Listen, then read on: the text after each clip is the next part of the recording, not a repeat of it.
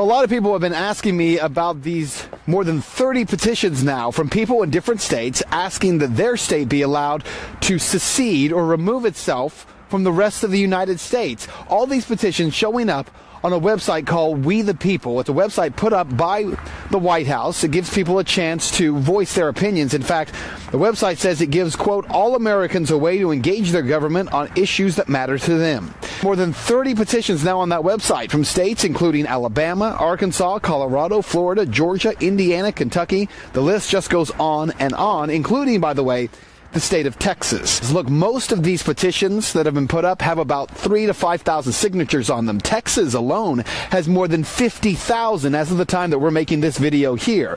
Now that's significant because on the website it states that there is a threshold of 25,000 signatures that are needed on any petition. If a petition meets the signature threshold, it will be reviewed by the administration and, quote, we will issue a response.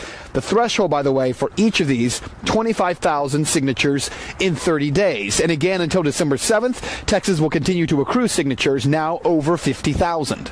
So the question I keep getting from people is, do states have the right to secede? Well, let's start with what the petitions specifically say. The petitions claim, according to the Declaration of Independence, quote, governments are instituted among men, deriving their just powers from the consent of the governed. That whenever any form of government becomes destructive of these ends, it is the right of the people to alter or abolish it and institute new government. Okay, so the Declaration of Independence says that, but do states really have the right to secede? Well, interestingly enough, it was on June 26 of 1788 that Virginia's elected delegates met to ratify the Constitution, and when they did, they wrote this. Quote, the people of Virginia declare and make known that the powers granted under the Constitution, being derived from the people of the United States, may be resumed by them whensoever the same shall be perverted to their injury or oppression, and that every power not granted thereby remains with them and at their will. And by the way, the New York delegates and Rhode Island delegates, when they were ratifying the Constitution, they instituted very similar language. Now, it's also important to remember that there is something called the 10th Amendment of the U.S. Constitution, and it reads, the powers not delegated to the United States by the Constitution, nor prohibited by it to the states, are reserved to the states respectively, or to the people. And of course, the legal question over something called nullification, where states are able to use the 10th Amendment to push back against the federal government when states' rights are trampled on, well, that's being discussed pretty regularly.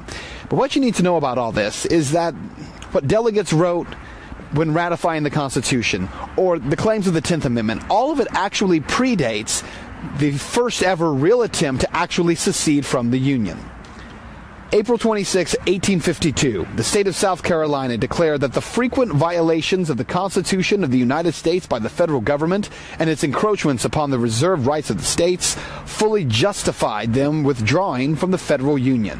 The people of South Carolina formally adopted that resolution 8 years later. It was December 24th of 1860. 1 month after that, January of 1861, South Carolina became the first of 11 states to actually secede from the Union. Legal rights and all, it didn't stop the Civil War.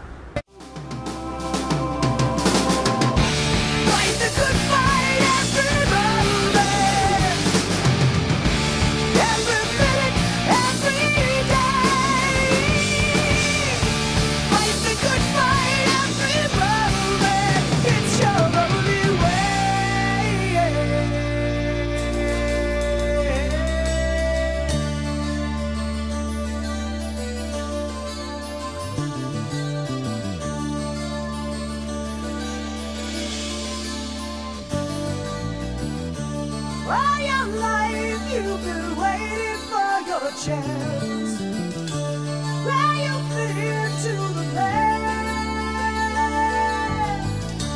You're the master of your own destiny, so give and take the best.